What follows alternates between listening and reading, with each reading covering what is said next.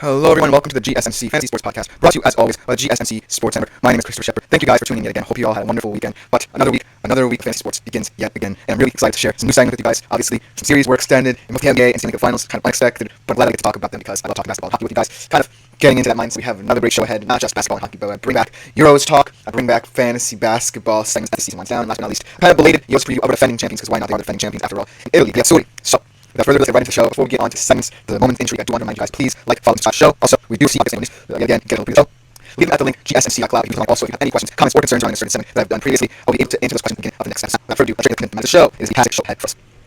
Let's get right into it with the first overall segment. Obviously, the shocking segment, in my opinion. And I'm previewing a Game 5 in the NBA Finals. Everyone thought this was going to be a sweep. The Celtics just had a ton of momentum after that weird Game 3 where they were down early, they came back, the Mavs had a furious rally late in the fourth, and then they also were able to close that game. A lot of people thought that Celtics performance would see them through it to close it out. In Dallas, that was not the case. And now we have a Game 5 here at TD Garden, where the Boston Celtics can finally put their minds at ease and win it. But without further ado, let's get the fantasy stats. Could be the final fantasy stats of the season. Whenever I say that, it seems like the series is extended, so I'm going to lay off it a little bit because I just feel like there's so much pressure on the Boston Celtics that I do feel as if maybe Dallas can pull this off, but as of now, I'm not as confident in saying that. So let's just go ahead and look at the betting odds and the fantasy implications for Game 5, shall we? In this game, Boston is favored by 6.5 points. The total over under is 209.5, kind of the over under for this team, and so I feel like that's going to be kind of a volatile pick. I'm not sure this game could go over, but maybe.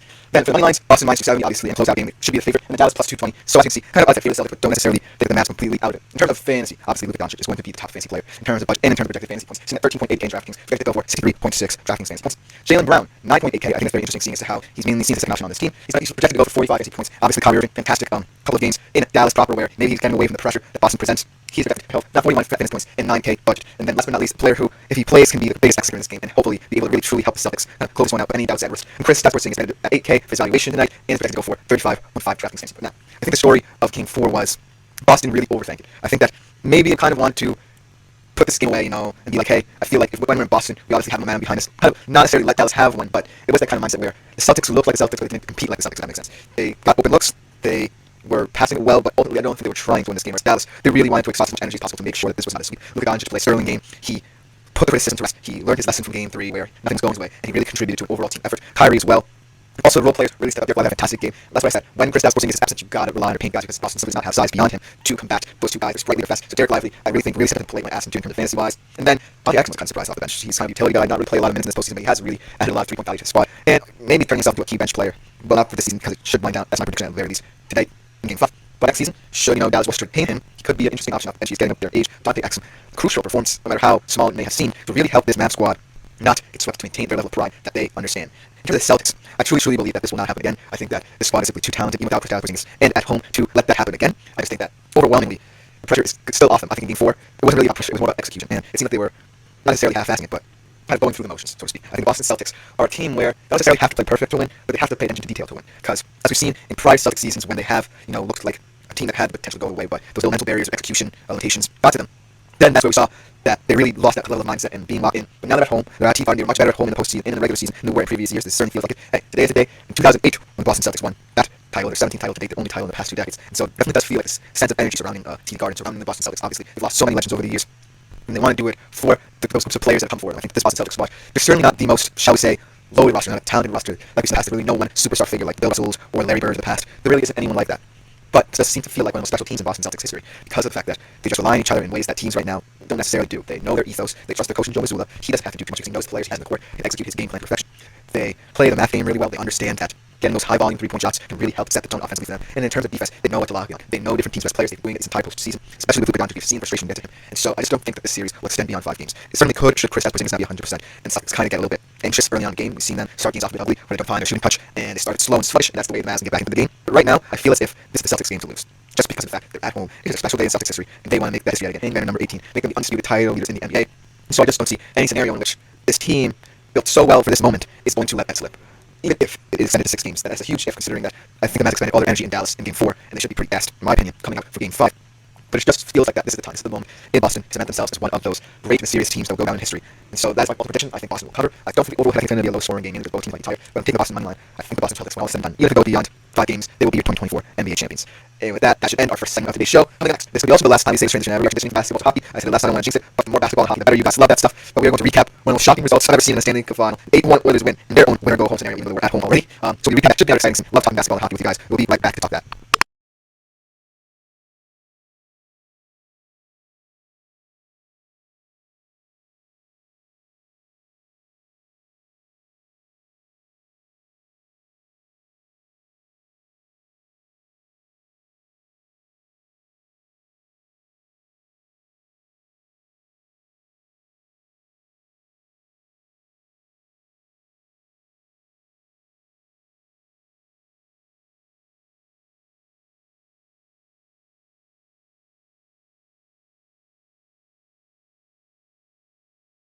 Hello, everyone, and welcome back to GSMC Fantasy Sports Podcast, brought to you as always by the GSMC Sports Network.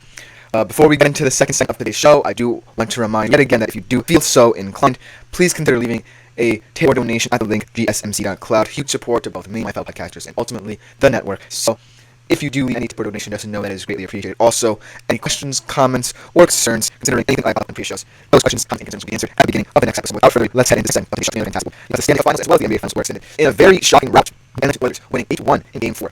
Wow, I was not expecting this result. I thought the Florida Panthers were more likely than the Boston Celtics complete this week, in my humble opinion, were just so collectively organized in all these different games. Even though the Edmonton Oilers for some stretches did not play them, they just seemed to have momentum, were one step ahead. But in this game, maybe this is the wake-up call that Edmonton needed. Stunning performance from them, up and down different lines. Every single line contributed to this win. And ultimately, this could be the launching pad for something special, in my humble opinion. But let's look at all the fantasy stats. Everything's coming up Oilers. I don't have one good thing to say about any Florida Panther, which is kind of weird to say because I love all the fantasy stats on the Florida Panthers. But just looking at this game fantasy-wise, Connor McDavid stepping up to the plate. 13 fantasy points, 1 goal, and 3 assists. Sets the single-season postseason record in terms of assists. The guy before him, Wayne Gretzky, another Edmonton Oilers legend. Let's see what David can do the impossible with his first Stanley Cup, and maybe he is getting some more love in Edmonton than Wayne Gretzky. And then Dylan Holloway, another young center, a young player stepping up for Edmonton in prime moments. 13 fantasy points for him, 2 goals and assists. Feels like a very breakout game for a young 22-year-old center who could be seen as the new generation when, if David and Draisaitl will eventually leave. And then Matthias Janmark, got to throw an Oilers defenseman in there. 9 fantasy points, 1 goal and assists. Continuing the great run games for Oilers defensemen. Very underrated position group in this postseason. Let's just get into this game.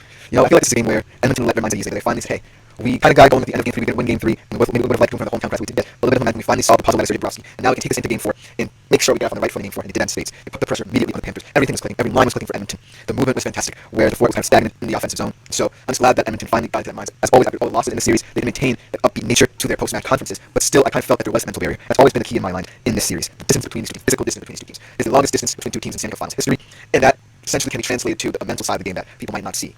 I just want to touch on that because both of these teams definitely want to maintain their strength, their identity in the series. It's kind of difficult to do when you have to travel long lengths to get to your games. And so I feel like this was kind of a momentum shift in my opinion. Edmonton knew they had to win at least one of these two games at home because then it's a long road back to Florida. And Florida is going to be energized. They're going to be angered that their team didn't finish it out at home. They're going to want their team to get the job done in Game 5 tomorrow night. And so Edmonton definitely felt like they needed a game where they scored that amount of goals and took something away from being at home. In order for them to get to Game 6, they just have to be able to overcome that mental barrier in terms of travel. Obviously, we hear the stories of these Edmonton players having fun in between their long traveling periods, playing different video games, connecting and bonding.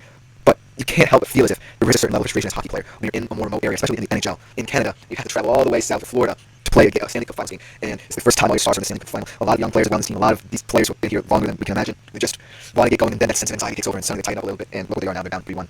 But, as always, in my honest opinion, I feel like the Oilers' comeback is more on than the Mavs' comeback, because in hockey, you just need that one weird bounce. Obviously, hockey is a very skillful game, it's centered around fast-paced nature. It's unlike any playing surface in sports, unlike any kind of quote-unquote ball or puck or whatever have you, kind of playing instrument. And the way it's played just goes to show how volatile any given moment can be. There's penalties, there's fights, it's a very chaotic centered sport, and I feel as if the bounces go Edmonton's way, then maybe, just maybe they do the impossible and come back. I certainly feel as if Game 4 is one of those games where they just had to get over that barrier and say, hey, we are figuring this team out. They're not as invincible as we thought they were starting Game 3, and we can really pounce on them. They're going to be tight starting Game 4. There's going to be a lot of anxiety amongst that squad, amongst that room. And so we just got to get on front, and they did that. They showed the moxie, they showed this entire postseason. Now let's switch to the Florida Panthers. I really feel like this game could be like the case of Boston Celtics, where they were just wanting to get it to Florida to win in front of their fans, and they kind of overtanked it and were like, okay, let Edmonton have a game. However, this was kind of the first time we saw a Florida Panthers team get absolutely rocked in the postseason in quite some time. And certainly it is very worrying if you pull Sergei Bobrovsky, a guy who's seemingly invincible in this series, in this postseason especially. It just goes to show that maybe there can be a seed of doubt in a Florida Panthers team that might be pushing harder than people even realize due to the fact that if they win this, the first Stanley Cup final in their team's history. And sometimes when that's the case, you do tighten up. Obviously, Florida is not built like Edmonton. They're built to have an identity of ethos.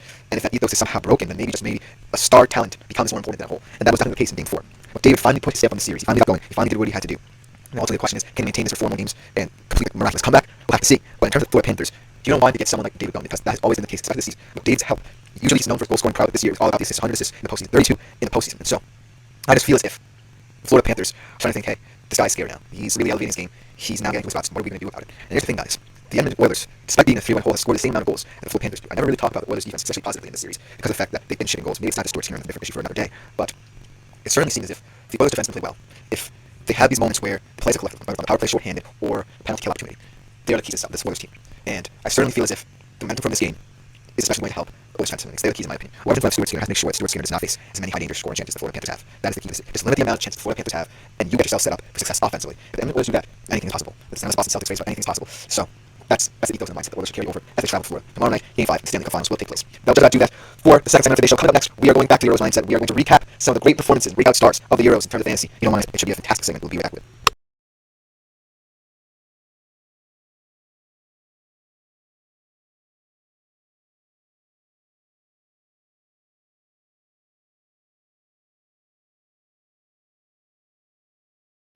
Hello everyone, and welcome back to the GSMC Fantasy Sports Podcast. I really hope you liked both basketball and hockey segments. It might be the last of the year. It's always going to be bittersweet for as long as the series goes, because you never know when they're going to end. But that is all the basketball and hockey talk I have for you guys today in terms of the NBA events. But right now, we are switching back to the Euros mindset. We are going international. We are going to recap a very, very fun, high-scoring, electric weekend of soccer in the European Championships. Should be a fantastic session, so without further ado, let's get right into it. So in terms of Euros fantasy, there's so many exciting prospects you could roster on your squad, but I'm just going to break down the guys who I really, really liked.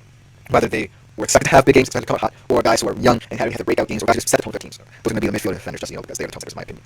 So without further ado, let's get right into it. Starting off with the opening game, what a performance from Germany. I know that they really hadn't had the kind of success in opening games in past tournaments, as Germany can definitely attest to that. So it definitely felt like the monkeys off the back. They get into this tournament with that mindset of dominance again. They want to be that ruthless German side of like 2014. Very reminiscent of that in terms of this performance.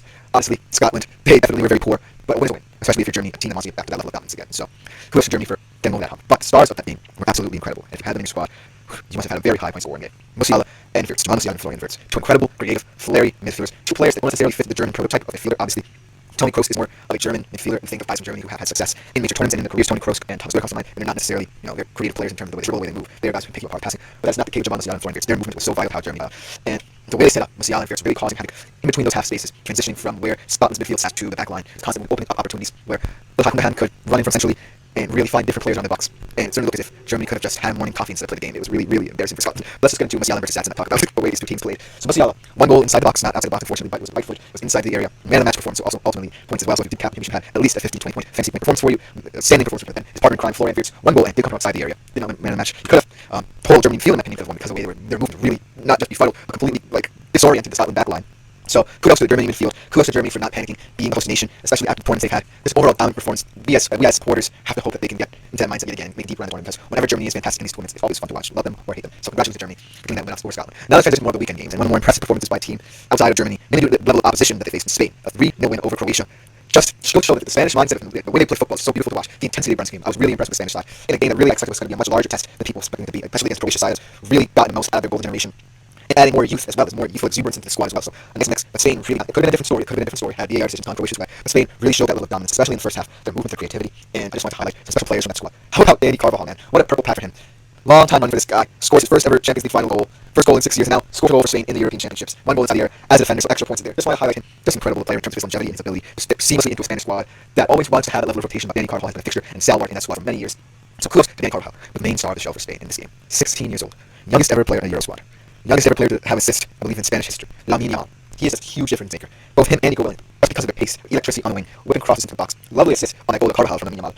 I'm really, really excited. Also, 5 successful dribbles for him as well. Just goes to show the level of skill that he brings to the Spanish squad outside of players who are more metronomic in nature, who want to sit back and pick apart. Lamine Yamal, once he gets the ball, he does the best man. He can cut inside, shoot, he can dribble past players, he can deliver crosses. At such a young, tender age of 16 years old, it's incredible to behold. Seeing him in his first international tournament, where the lights are bright, playing against the Croatian side, who has fantastic players, especially in the defense, just completely tearing them apart. Just the instinct and nets, the way he did was completely impressive. Now let's transition to the more intriguing group in this Euros tournament. Netherlands, France, Austria, and Poland. The Netherlands played Poland ultimately much harder than they expected, but they ran out 2-1 winners. A very industrious, hard-working performance from them in Poland as well. Especially without Robert Lewandowski. Impressive performance from them. Really, really heartfelt, spirited performance from the Polish. So kudos to them, but we are going to talk about another key defender, not named Virgil van Dijk from the Netherlands backline. That's Nathan Ake. A lot of people forget about Nathan Ake. He's kind of hidden in that rotation of playmakers for Pep Guardiola and Manchester City defense. But on Netherlands, he's partnered with Virgil van Dijk. I think that really allows him to show his ability as one of the better defenders in the world on his day. 2 assists in this game just goes to show that he can push up the field, make progressive passes, kind of sits in like a number 10 role. He can really advance into the midfield, cause havoc, play off the wing. Nathan Ake is a hugely versatile player, and especially for a Netherlands team that really tried to find its own identity in that game, where they kind of struggled to get shots off. Nathan Ake could be a very vital player for them.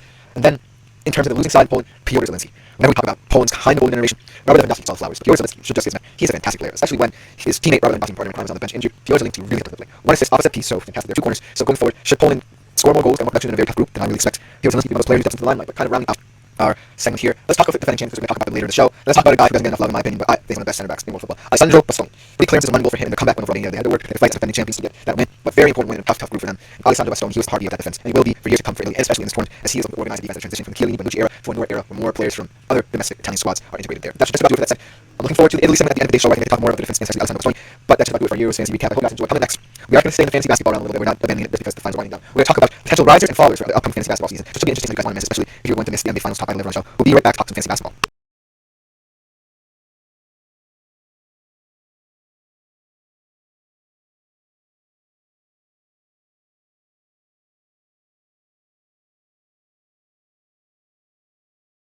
Hello everyone, welcome back to the GSMC Fantasy Sports Podcast, brought to you by the GSMC Sports Network. We are in the home stretch of the new show, and this next segment is definitely going to be an interesting one because we are sitting in the fantasy basketball realm as season winds down, and we're looking ahead a little bit early, still looking ahead to the upcoming fantasy basketball season. The questions arise. We're going to be some players that potentially rise up the rankings in terms of fantasy, and also some players who might fall, whether it be age, injury, what have you. It's going to be a very interesting weather. We'll pull up graphics here, and let's get right into this show. There we go. Now, there's been so many different stars that have been ascending this league. Young, old. Let's talk about risers first, because there's good players, generally role players from teams that are young enough becoming, but already have a solid core they want to stick with, or players who are playing for worse teams, but are in spotlight due to their sort output. I think these core good players tell the story of how the league is built. You have guys who can come to be certain role players, and then you have guys who are potentially be the next stars for these teams. And so, without further ado, let's get right into it. Starting off with influence. He's just a very well-known player, in my opinion. Certainly not necessarily in the rotation of Grizzlies players who are stars like John Morant. If Steve gets his head in the game again. Just being fantastic three-point shooter, Jared Jackson. I think Vince Williams just fits in so well because he's such a well-rounded player, three-point scoring, rebounding, steals, boxer, super incredible player who's not necessarily seen as a high-level fantasy player, but fantastic ability for next season.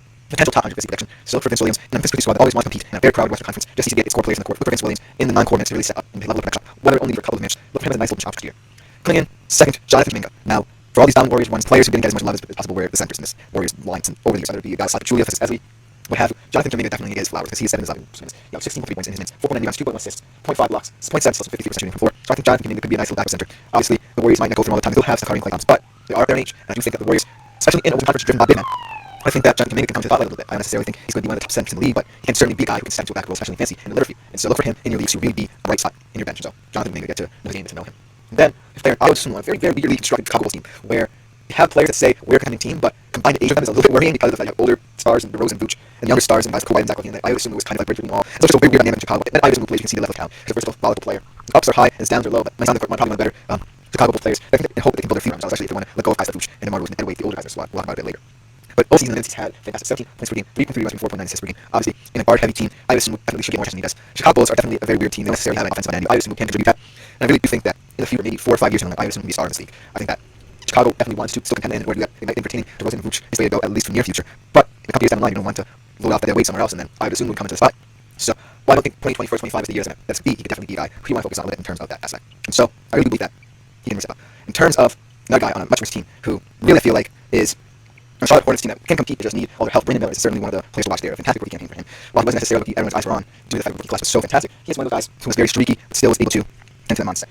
He had 4 games streak where he was already fantastic, 24.3, 6.5, 3.5 shots, but then there are moments where he's really absent. And so he can find a balance between his volatile moments and then his streaky moments. Then if he feels like Brandon Miller can take a player, he's in a setting where ultimately the Charlotte Hornets are the players that they want to carry forward into the future should they become playing team. And right now, Brandon Miller is going to have himself very scrutinized over the years. And so I certainly feel it. You know, he's one of those guys who I think really elevated him from his rookie season to his sophomore campaign. So look out for him. Now, from the good to the bad, the fathers in this kind of mindset here. I really believe that if these guys are just some former stars who are really kind of declining in terms of how they approach the game and approach the mindset that they deliver, and so I truly feel as if looking at them, they're kind of this dynamic between them that really screams we are kind of falling off. And so look at guys like let's say the Bulls with Vooch, DeRozan, Kobe White. I really do think that there's a minute there up and to fall off, and I think that ultimately you have to take these like so Vooch, Derek White, and Kobe White, and DeMar DeRozan are players who just don't necessarily fit into the Chicago Bulls' future, and I think it's going to show in how they play these next couple of games. So I do believe as if there's that close in the Chicago Bulls that these 3 guys are just not going to be the core going forward. I think that Kobe White can ultimately shed those allegations of him declining. It'd be one of the future stars of Chicago Bulls, but Nikola Vucevic and DeMar DeRozan especially, they're Asian, they have injury histories, and so look at this rotation and say, honestly, things are going to work. I don't necessarily think that this Chicago Bulls roster right now really fits the message of wanting to compete in the Eastern Conference. They're just getting more and more loaded as the years on, and so look to fade those players. And then Chris Middleton, as we see, he just had very long injury history, whether it be his ACL injuries and injuries. And ultimately, in this Bucks squad that added Damian Lillard, and he had a fantastic season. Ultimately, they want to compete beyond for years to come. So Chris Middleton got aged out and moved out, and so let's fade him as well. But last but not least, I just think that these guys and Foster really show how volatile these. You have players on teams that want to get into the play at best, maybe even helping in the playoffs, and you have these older squads, more experienced squads, fathers that really just can't stay in the court, or they're older, and the team wants to make that transition to say, hey, I'm going younger. So ultimately, the exciting thing about different sports talk without having to pay for it? GSMC Sports Network is available on YouTube. Just search GSMC Sports Network. Get your fix of daily sports talk shows on YouTube, absolutely free. NFL, college football, NBA, MLB, MMA, UFC, fantasy football, and so much more. GSMC Sports Network has shows running all day long, with new sports shows starting every 2 hours. Just like on your favorite cable sports channel, except GSMC Sports Network is absolutely free. Hello everyone and welcome back to the GSMC Fantasy Sports Podcast. I hope you guys like that little run of basketball and hockey there. I always love it. Potentially the last time we ever do it. It's kind of a bittersweet moment for that. But we are going to be transitioning to the European Championships and kind of giving you guys a recap of what happened over the weekend and on Friday in the opening game between Germany and Scotland to kind of round out this segment here. And so let's just get right into it. We had a fantastic crop of games for this tournament. It should be very fantastic and exciting to see how this exciting group of players performed these past couple of days. We had a lot of interesting teams, a lot of young talent, whether it be breakout stars or guys we've always already talked about. I think that what this showed is how versatile and volatile the Euros can be. And so let's start out, without further ado, on Friday when Germany faced Scotland. They didn't just face Scotland, they dominated Scotland. This was a huge beatdown in every single facet of the game for Germany. Just the movement was incredible. The way they play was incredible. They got this fantastically right. I know in previous tournaments, as a Germany fan, I can attest to the fact that we never seem to get off on the right foot.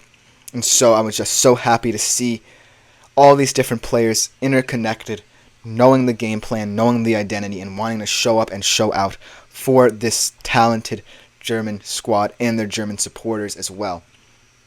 Let's start off with two youngsters who are probably going to be the face of this German squad if they make it this far into the tournament.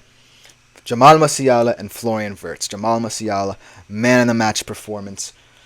Just an incredible athlete. Combining with his partner in crime, Florian Wirtz, they are going to be a dynamic duo in this tournament should Germany keep this level of play up. They were so dominant, their movement off the ball, allowing midfielders like Kroos and Gundogan to just pick apart this defense with different passes. Their runs in behind, they were just confusing and befuddling the Scottish back line to the point where Scotland completely fell apart. They just got silly and ultimately they ran roughshod over this team. And so just the level of how this team plays always should center around Jamal Musiala and Florian Wirtz. They are the focal points, in my opinion, for this German attack. And so without further ado, let's just recap the stats for them here. Musiala, 1 goal inside the box. Unfortunately, not outside the box because it would have gotten you a little bit more points. But 1 goal, just fantastic dribbler. 4 successful dribbles in this game. 100% pass accuracy from Jamal Musiala. So just an incredible player. Man of the match performance, like I said. So if you had him as a captain, he would have gotten you at least 15 to 20 fantasy points. And then his partner in crime, Florian Wirtz, 1 goal outside the area, so that definitely gets you a lot more points from him. Just an overall fantastic performance that really set the tone for the German midfield and the excitability of the future of how it might look. And so, thinking about how going forward this team kind of sets up,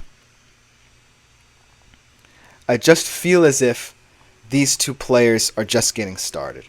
Obviously, who knows what they're going to look like come the Hungary game. Hungary and Switzerland are two huge tests, even though there are on the smaller side of things in terms of their rankings.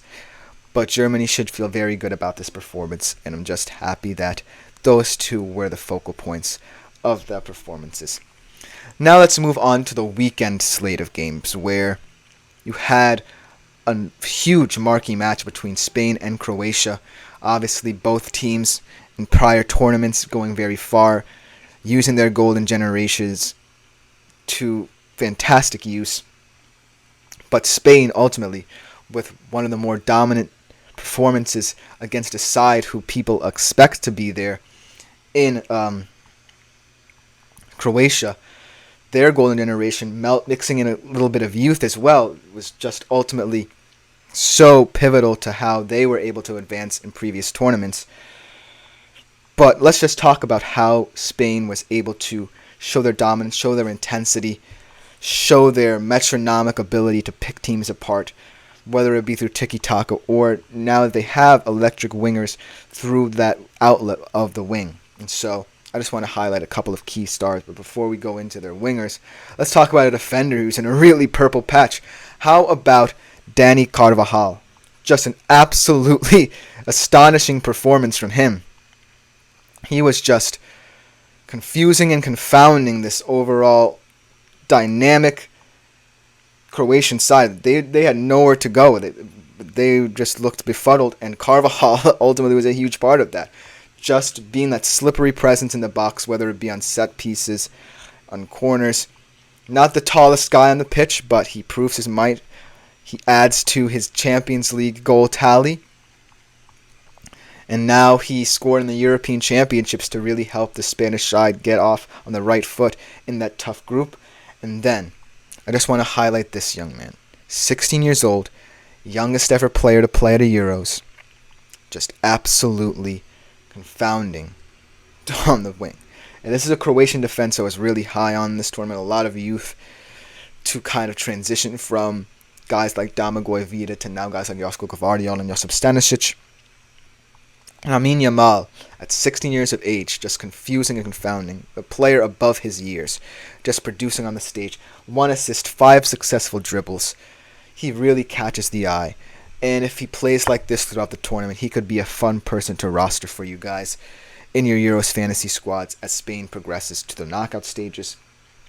Just a really, really, really intriguing option for Spain on the wing because of the fact that Spain are more known for passing to their midfield, playing out the back, using those intricate passing patterns to set something up, hopefully in the box.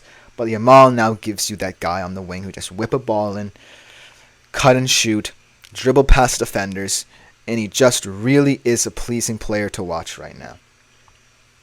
Now let's transition to more of the other games that happened as well. Specifically, in another tough group with Netherlands, France, Austria, and Poland. The Netherlands played the Poles. 2-1 game, much harder game than the Netherlands did expect. A very heartfelt and spirited Polish performance, sans Robert Lewandowski out with injury. But it just goes to show that even in a group where you're not seen as the favorite, you can definitely play up to these other teams as levels.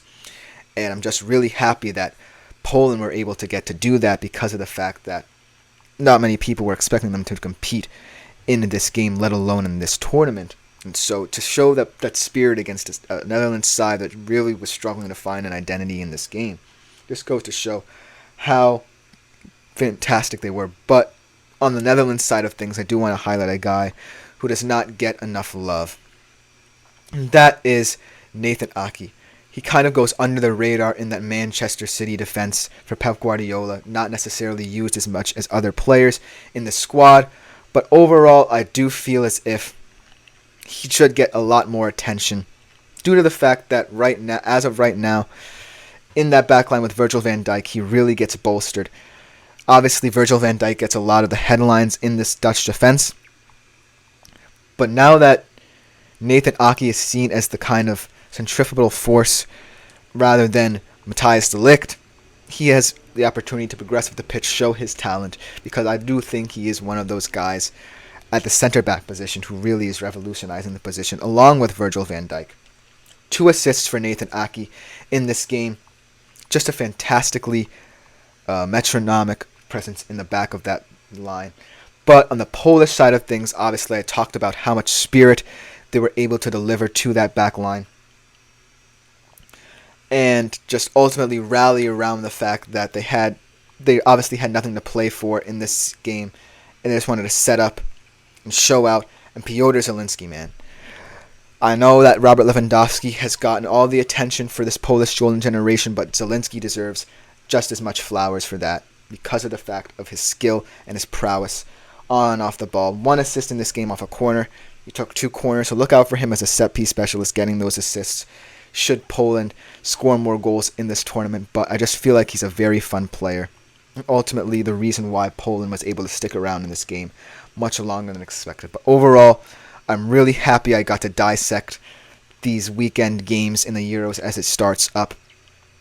Just seeing all this talent, young or old, experienced or inexperienced, with a guy like Yamal, I'm just really happy I get to talk about these players for you guys. But that will just about do it for this segment.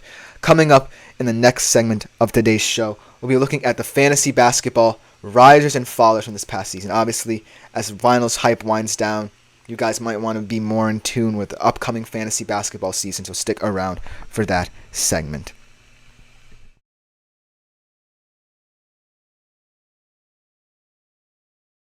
For the best and latest podcasts available anywhere, go to the podcast app on your cell phone and type in GSMC to access free content-rich podcasts on health and wellness, book reviews, sports, entertainment, relationships, social media, movies, technology, finance, and even weird news. Subscribe and download the GSMC Podcast Network's family of shows, available everywhere podcasts are found. Hello everyone and welcome back to the GSMC Fantasy Sports Podcast, brought to you as always by the GSMC Sports Network. I hope you liked that Euros Fantasy Weekend recap. I really enjoyed talking to you about all the breakout players, the guys who really wanted to show up and show out in this tournament. But let us transition to a segment that, as the season winds down in terms of basketball, we're looking ahead a little bit early to fantasy basketball season 24 to 25. And all these stars, and the question comes up, who are going to be the risers and fallers in terms of fantasy? Whether it be young stars who really haven't gotten the opportunity to show themselves, or guys who have really dominated in every facet of the game but are kind of aging out of the league and aging out of their respective teams. I really want to see how this whole volatility in terms of fantasy plays out. So without further ado, let's jump right into this segment. It should be a fantastic one. So, as the league changes and as more young talent is getting seen, developing into squads that might be contending for play-in spots and wanting to grow and look ahead to the distant future, I think the risers are really telling. I think that when I go over these names, they're names that you might not know just yet, names that might have been rookies who have had breakout seasons, names that are looking to have bigger roles in their teams, but overall I'm really excited. So without further ado, let's get right into the risers for next season. Looking at a player in Vince Williams, who is in a Memphis Grizzlies squad that really is in a period of time where they are transitioning to a core group of players that they think they can rely on. And Ja Morant, if he stays in the court and gets his head in the game. Desmond Bane, a fantastic three-point shooter. And then Jaren Jackson, a rim protector and dominant paint presence. And Vince Williams is just like a combination of all three players, but maybe does not see as much of the time on the court as they do. And so, Vince Williams, a potential top 100 player in my mind in this league because of his efficiency. In short amount of time, he can 3-point shoot, rebound the ball. Just a spark plug for a Memphis Grizzlies team that's looking to build around that core, looking to feed off of what that core does best, and draft players who are really going to help in all the areas that those guys are good in. And Vince Williams is one of those guys in my mind's eye that I really am excited to see grow and develop in this league. Coming up next, we have a player in Ayo Dosunmu, who is on a Chicago Bulls team that I'm going to talk about a bit later in terms of falling, that really does have this kind of stuck mindset. Do they want to transition to their youthful players such as Kobe White and Ayo Dosunmu?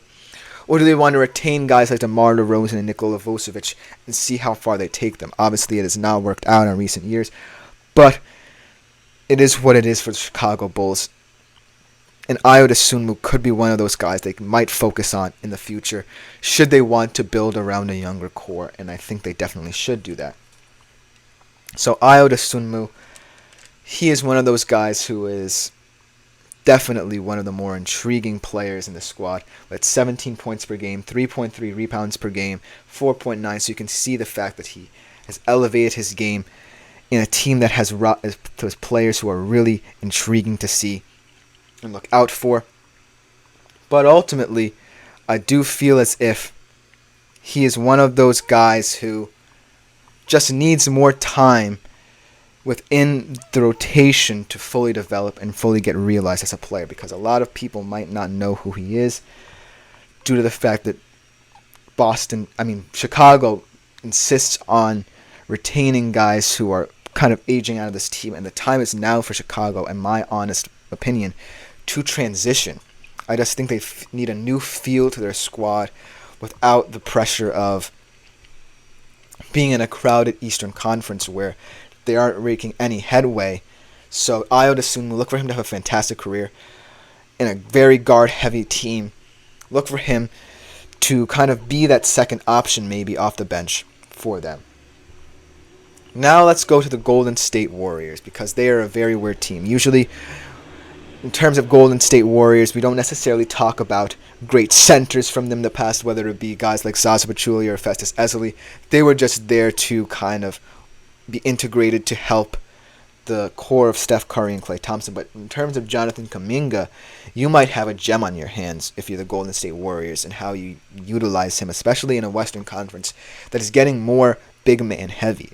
And Jonathan Kuminga, you might have found a guy who's not just a Zaza Pachulia prototype or Festus Ezeli prototype, but a guy who can really help in terms of point production, rebounds, and in a Golden State Warriors team that should transition but does still have that talent in Steph and Klay. I really think that Jonathan Kuminga can help this team if they maintain that core. 16.3 points per game, 4.9 rebounds, 2.1 assists, 0.7 blocks, 0.5 steals. Really intriguing player, 53% shooting from the floor. So I think that Jonathan Kuminga isn't just a pushover in that Golden State center position. I think he's very versatile. He's not just a scrub who you can toss aside when you look at centers. He's not necessarily a starting center in a fantasy rotation. I think he is a good backup option. But that should just about do it for the risers.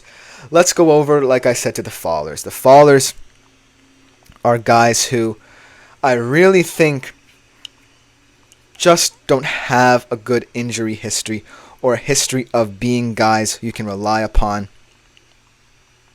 in terms of how they play. I think that ultimately they're on teams that want to contend but really have to make the decision between young stars and then guys who, they can build around and really hope to have a good future in both conferences. And so let's start off with a team I talked about with Ayo Dosunmu, the Chicago Bulls, and mainly that whole rotation of Kobe White, Nikola Vucevic, and DeMar DeRozan.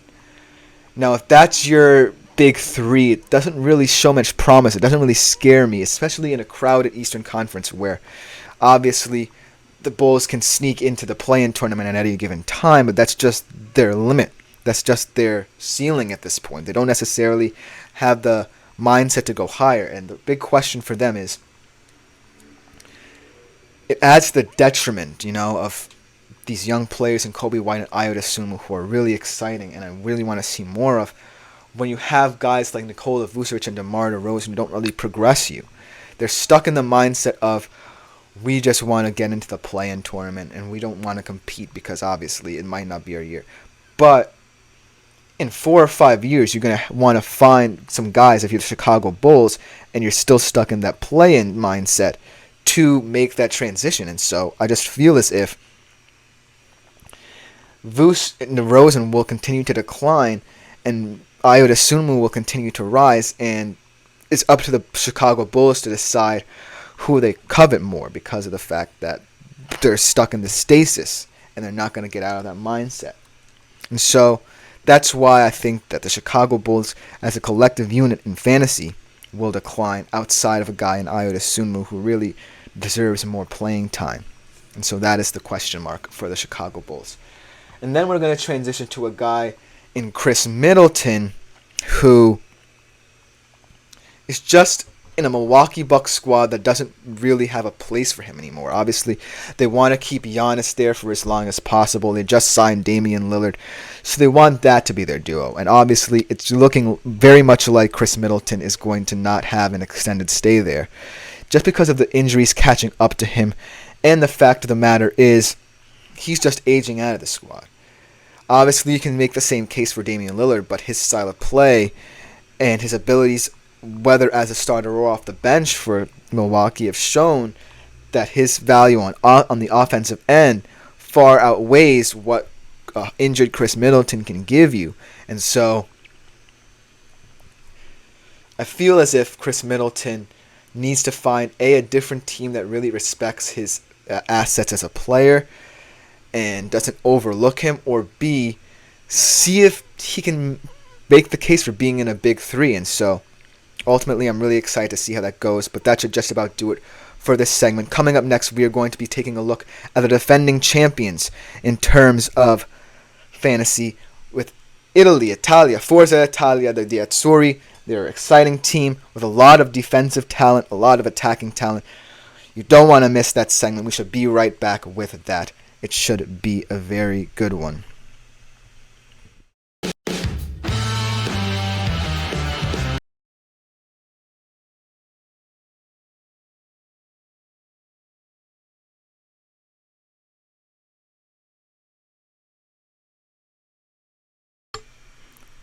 Hello everyone, and welcome back to the GSMC Fantasy Sports Podcast. Sorry about that. There was a little bit of a technical issue for the show, but we are back and better than ever with the final segment of today's show. We are going to be previewing for the European Championships a little bit belatedly, but they are a very important team as they are defending champions, Italy. Italy are an exciting, fantastic team. Obviously, they are transitioning a little bit, especially in their backline, but their backline especially is talented because of that transition. A lot of young talent, both in that defensive unit and attacking wise as well. So without further ado, let us get right into them. So as I said before, this is a little bit belated. They did have a game. They ran out 2-1 victors over Albania. A little bit harder victory to earn than people thought it would be. But overall, just a proof as to how industrious they can be when their backs are against the wall. I'm really thrilled that I'm able to deliver this preview to you guys because of their prowess. So without further ado, let's jump right into it, starting off with one of my favorite defenders in the squad, one of the best attacking left backs in world football, in Federico Di Marco. He is such an incredible athlete. When I think of him and the way he plays, he's not necessarily the fastest player. He doesn't beat you with his pace, but he beats you with his IQ. Fantastic crosser of the football. At 5 million euros, a very cheap option in your defensive line, especially if you are building from the back and rostering your team. Look for him to take a lot of set-piece deliveries, and he's proven he can score so many goals from outside the area. Can cut inside, drift centrally, invert, whatever you want him to do. Such a versatile defender who will prove his worth to this Italy squad, especially in a trying group when they have to face Spain and Croatia, two talented teams in themselves, in their own rights. And so, Federico Di Marco, look for him to play a very integral role, especially as the knockout stages progresses. I'm not sure he's a group stage player, but his prowess can be seen should they advance to the knockout stages. Let's move from their defense to their attack. And ultimately, one of the players of the last year was in 2021 rather, because of COVID, Federico Chiesa. Only 2 goals in that entire tournament, but they're 2 big goals. And just his electricity and pace, obviously, just getting rotated into that team, and was his first ever tournament as a young player. Now, coming back into the squad, obviously he's had some trying times where he was injured, and he missed a lot of domestic campaigns and games, so we'll have to see how he translates to the international stage. But when he does get on the pitch, he's one of the most electrifying players, one of the most enjoyable to watch players in world football when he's healthy. Just his movement on and off the ball makes Italian football so exciting to watch yet again. And I'm really thrilled and excited to see how Federico Chiesa progresses throughout this tournament. Now, let's look at their midfield talent. Their midfield is going to be a very vital part of how they play their game. They have a lot of rotation in that midfield, especially on their bench, but also in terms of who starts for them. And the player who I'm really thrilled about in this specific lineup and the way they set up is a young star from Inter, Nicolo Barella. He's not necessarily known for scoring goals. I think that what people see in him, though, is the fact that he's very technically gifted. His ability to understand the position at such a high level at such a young age, his IQ is so impressive. He's not necessarily going to be seen in and around the box, but be aware of how his ability to transition that midfield to attack can be seen because of the fact he is going to sit in the heart of that midfield and dictate play. He is going to be how the Italians kind of move the ball from their defense to their attack.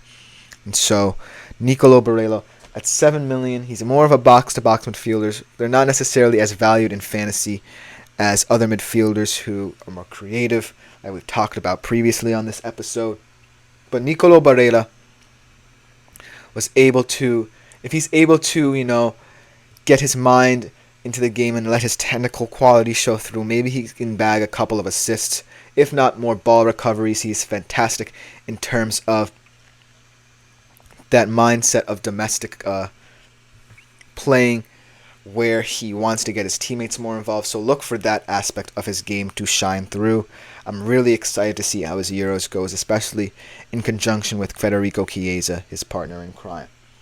Now let's look at their striker position. Their striker position is very intriguing. They've used a lot of players, Belotti in the past, but this guy, he's really just come onto the scene after a fantastic campaign for Atalanta, after trying times at West Ham. Gianluca Scamacca. Gianluca Scamacca, he had 12 goals for Atalanta this season in only 17 appearances. Did have many of his appearances off the bench, as Atalanta had a fantastic rotation of attacking talent with Ademola Lookman. But for coming off the bench in only 17 appearances and scoring 12 goals, just goes to show that Gianluca Scamacca has goals in him. Obviously, when you think of Italy, you don't necessarily think of prominent strikers. They're not the dominant position in their lineup. But Gianluca Scamacca can certainly be one of those guys who can poach a couple goals in and around the box. He is such a vital player for the squad that can deliver on so many different occasions. And I really believe that he is going to be one of those guys in these squads that can really, really help them as they go forward and as they go on in terms of how they play. And I think that